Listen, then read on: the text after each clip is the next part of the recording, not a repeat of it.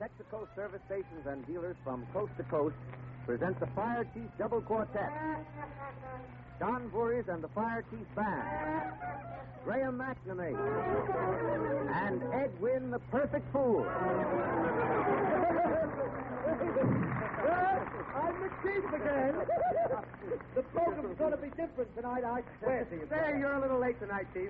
Well, I couldn't help it, Graham. I had a dress, didn't I? Well, how long did it take you to dress, Chief? Oh, I dressed about 10 minutes, Graham. Well, it takes me 20 minutes, Chief, but I wash. Oh, you wash. I send mine out, Graham. Well, what have you been doing since I saw you last Tuesday? Oh, I've been on my farm, Graham, raising goats. I'm raising goats now without horns. Without horns? What? Oh, well, there are no butts, Graham. I just told you there were no horns either. I see. Say, Graham, one thing I want to ask you. Rheumatism bothering you tonight? No, Chief, why? Oh, I'm sorry, Graham. We need rain for our crops, you know, and the flowers. I've got to go to Washington on account of the flowers tonight. What are you going to Washington for, Chief? Oh, I've got to see the Secretary of Agriculture. Why do you want to see the Secretary of Agriculture? Well, I'll tell you truthfully, Graham. One of my geraniums is not doing so well. Chief, you love your farm, don't you? Oh, I love the farm. Oh, yes, I've got a wonderful cow, Graham. Yeah? It stutters. The cow stutters so much. Instead of milk, it gives butter.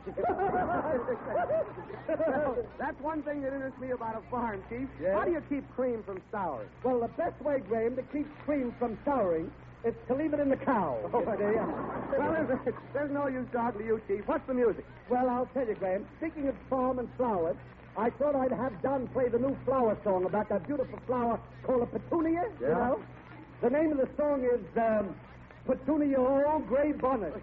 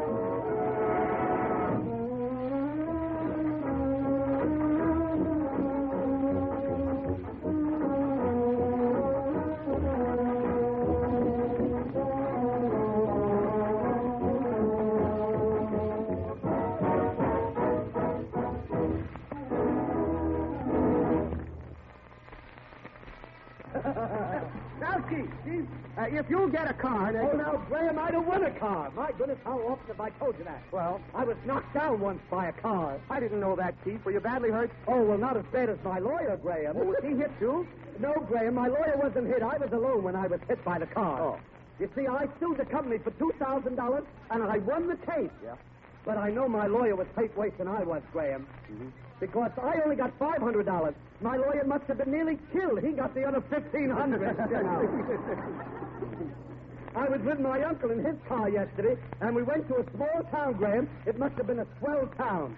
They even had signs on the road to tell you how to eat when you got into town. How do you mean, Chief? What do you mean? Well, I saw a sign that said, Good Thing Seed, 300 feet ahead.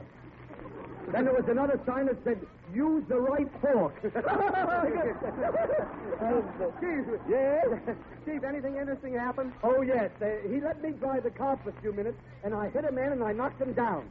and the policeman gave me a ticket, Graham. Well, you don't have to worry about that, Chief. You once told me you had a friend who could smooth things over any time you got a ticket. Well, that's the terrible part of the whole thing, Graham. The fellow I knocked over is the fellow who used to fix the tickets for me. Oh, terrible. Don, will you play the new automobile song? The name of it is, The Knock and the Piston Strike 2.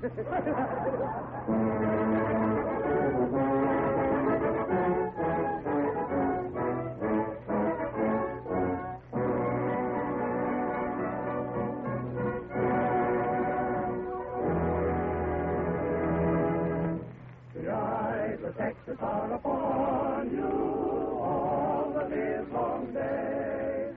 The eyes of Texas are upon you, you cannot get away. Do not think you can escape them at night or early in the morn. The eyes of Texas are upon you till Gabriel blows his horn.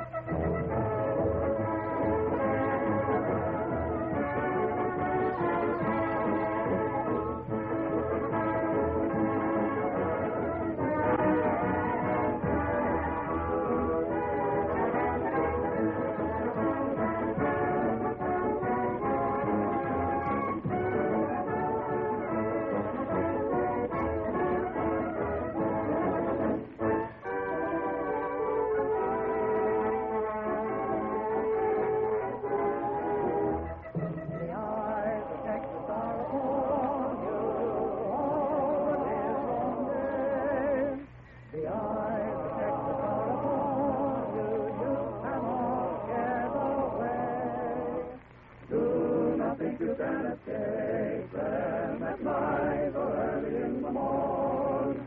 The eyes of Texas are upon you till Gabriel blows his horn.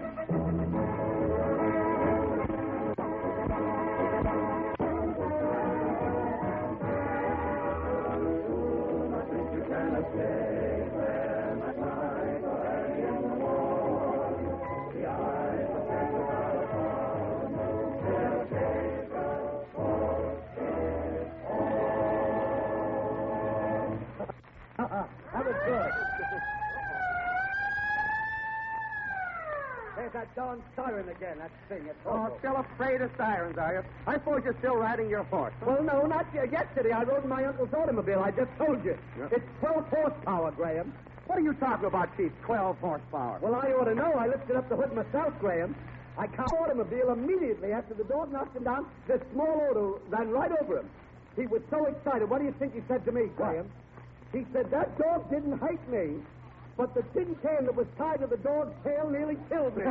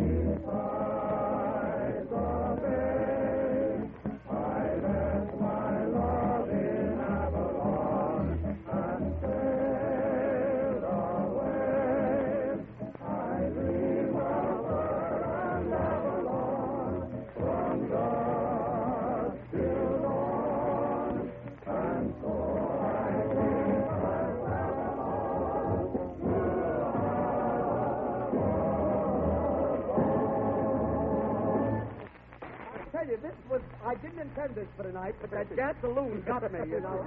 I'll tell you. Tonight's opera is Gilbert and Sullivan's opera, Trial by Jury. Oh, that's a fine Oh, opera, it's the only Yeah. divorce opera ever written in the world. The heroine of the opera, Graham, was born and post 180 years old. She was so fat. Listen to this, Graham. Well, She was so fat that the night she was born, 4 storks dropped dead. Well, as the curtain rises, Graham, her husband enters. He is a young American and very patriotic. Yeah. He only drinks government alcohol. Well, he has no front teeth at all. How do you think he lost them, Graham? I don't know. He lost them trying to take a drink out of a flask while falling down a flight of stairs. And his hair, this is very unusual, this scene. It seems the husband's hair is long and bushy, and he has a wooden leg. And that's one of the reasons why the husband always fights with his wife. The husband's hair is so bushy, and this wooden leg, you know. Yeah. His wife keeps picking him up and using him for a mop. No! They sit down to eat in the first scene, and the wife says, "Will you have a stuffed olive?" And the husband says, "What's that?" And the wife says, "A stuffed olive? You don't know what that is?" "Why, a stuffed olive is a pickle with a tail light." That's one, isn't it? So the husband jumps up and says, "Oh, that settles it. I'm going out to eat." And the wife said, "Well, aren't you still my husband, or are you going around with another woman?" And the husband says, "Yes." That's a good one. The wife says, "Aha! I smell a rat." And he says, "Well, don't get personal." Graham, you'll be hysterical in a few seconds. Now, listen.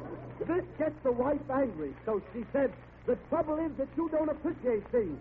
You don't know which side of your bread is buttered on." What do you think the husband said? What do you say, Chief? He says, "What difference does that make? I eat both sides." No! That starts a real fight. And the husband says, "Look what's happened to our married life. You always eat crackers in bed. What's the result? I go to work early every morning. What happens?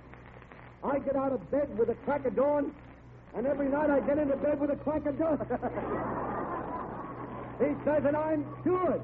I'm through. I'm going to get a divorce." He says to his wife, "You're too fat and you won't diet." He says, "You won't get thin, so I'll get sick with somebody else." Play that.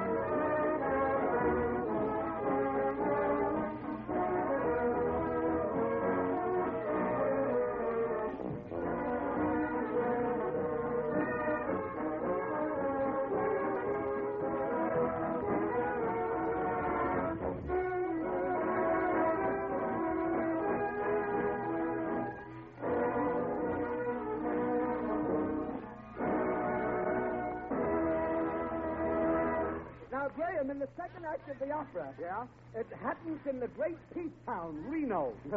Now, the divorce judge is at lunch. He is an eccentric old man, and as the curtain rises, we find him eating spaghetti with a comb. On the judge's way out, he buys 4 cigars from the waiter, and he says to the waiter, "It's a shame, you know that? I keep sitting on my cigars, I'm breaking them all the time." And the waiter says, "Well, why don't you carry them in your vest?" And the judge said, "That's the trouble. I do keep them in my vest. But my wife used my vest to patch the seat of my pants."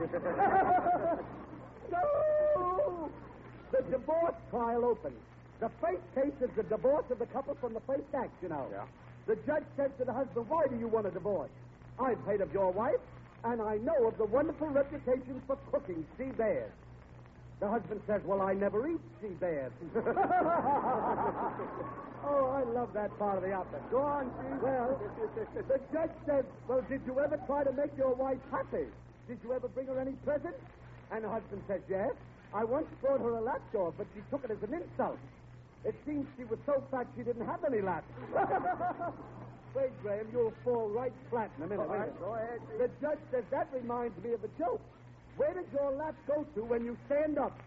When you hear this, Graham? The husband says, oh, that's easy. When you get up your lap.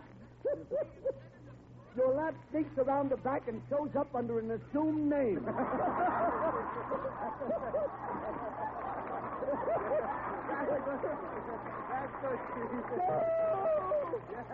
Yes, sir.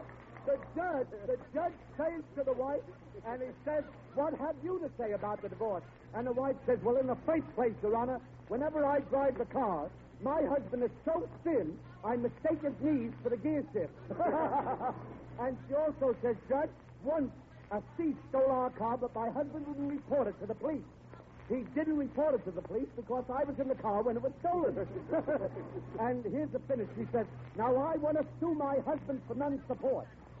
She does, and she gets it. Play that.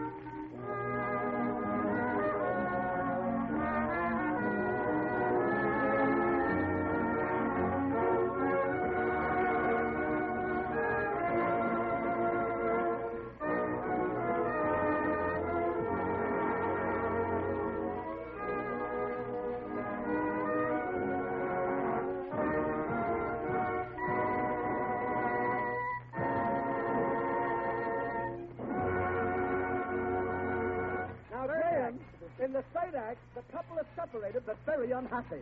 He is now in the junk business, and we find him stealing down in the dump. Well, he goes to the doctor, and he says to the doctor, have I long to live?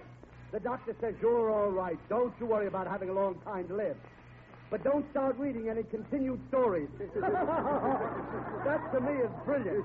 Well, in the meantime, the wife has been dieting. She is now as slim as a 1932 bankroll. She writes her husband a letter. She says in her letter, conditions have been terrible with me, dear, till I got a job as a dishwasher in a restaurant. And immediately things began to break. Did you get that? Yeah, go on, well, and she continues. She says, now I have my own little house in the suburbs. It's only a stone's throw from the station.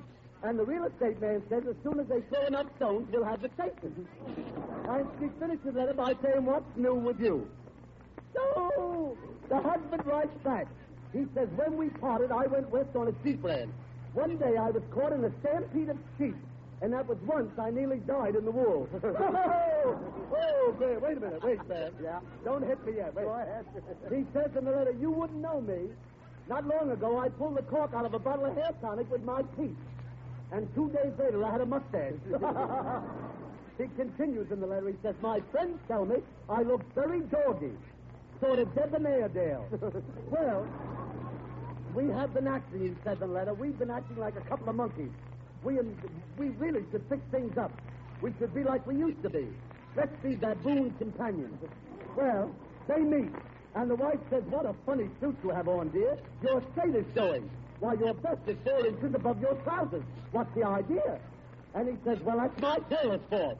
My tailor says, pants is pants, and vest is vest, and never the twain shall meet. So they decide to remarry.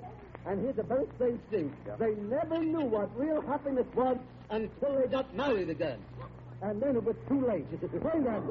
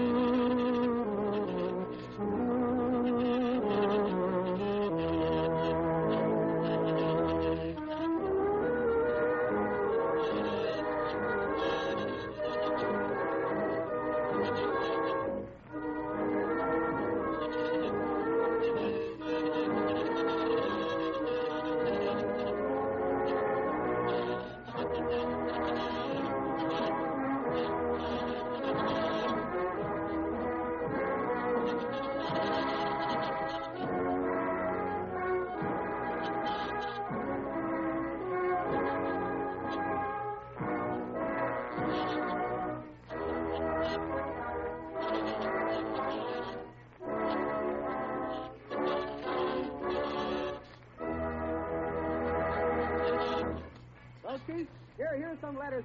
They've just simply got to be answered. Let's get to them. All right. Here's one from Sioux City, Iowa. Yeah. Dear Chief, I met a young lady and like her very much. I have already taken her to a dance, to a moving picture show, and drove her right to her door in a taxi cab. You think the next time I see her, I should kiss her? Signed, Puppy Love. Dear Puppy Love, you've had her to a dance and a movie and for a taxi ride. By no means kiss her. You've done enough for her already. Well, here's one from Pueblo, Colorado. Yes. Dear Chief, I am a schoolboy, 11 years old. I asked my teacher if hippopotamuses have children, and the teacher says yes. Is this true? Signed, Zuzu. Dear Zuzu, your teacher is wrong. Hippopotamuses cannot have children. All they can have is little hippopotamuses. Well, here's one from Foxborough, Massachusetts. Yeah. Oh, Chief, go ahead. Read this yourself. Oh, this one says, Dear Chief, you are so bright, I'd like you to answer this one. Everybody knows that missionaries go to heaven and the cannibals go to the other place. But what I want to know is this. What happens when the missionary is inside the cannibal?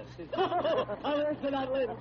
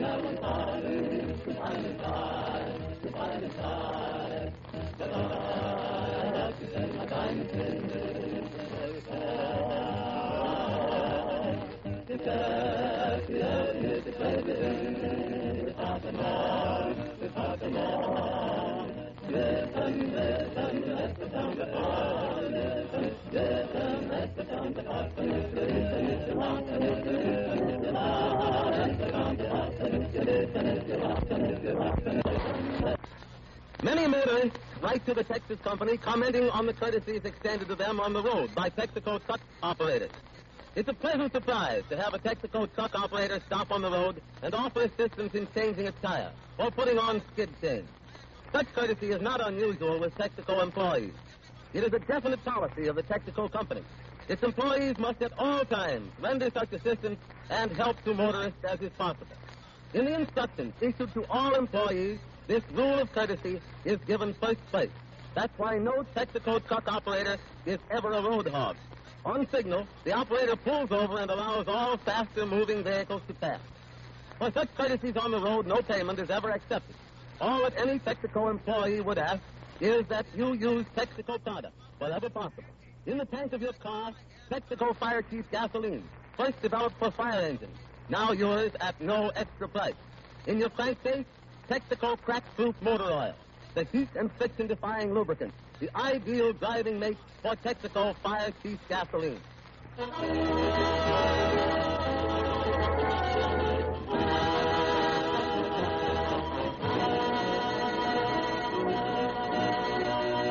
Listen, listen, let's go down the bar. Listen, listen, let's go down the bar. Listen, listen, listen, listen, listen, listen, down the bar. Listen,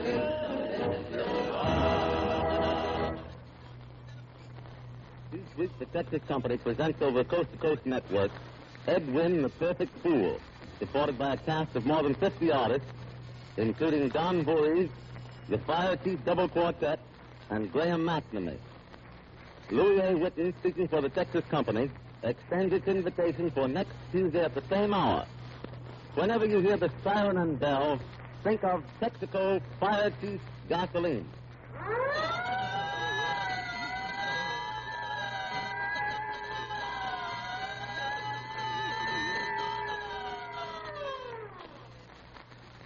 The music on tonight's variety program included Lady of Spain, Eyes of Texas, Avalon, selections from Sailboat, and Funiculi Funicular. This is the National Broadcasting Company.